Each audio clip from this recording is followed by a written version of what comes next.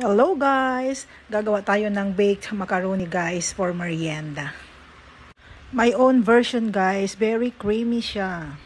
Gagawa naman tayo ng ating pasta sauce. Isa lang natin ang ating beef giniling, butter na may garlic and onions. Inilagay na natin ang ating pasta sauce.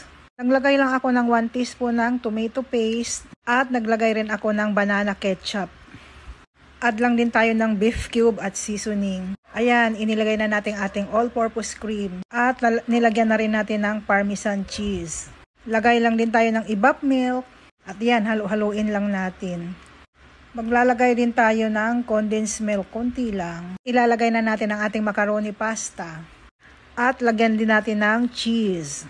Haluin lang at ayan na natin siya sa ating baking pan. Naglagay ako ng another mozzarella cheese sa ibabaw tapos dinagdagan ko ng cheddar cheese.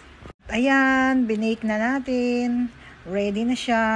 Maglalagay tayo ng cream sa ibabaw. Yung cream toppings natin guys, all-purpose cream lang yan. Evap milk at all-purpose flour, hinalo lang at tapos tinimplahan, nilagyan ng basil leaves at niluto lang natin siya.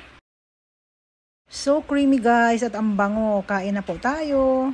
Ang sarap niya guys, 3 cheese ang ginamit natin dyan. Parmesan, mozzarella, and cheddar. Follow for more!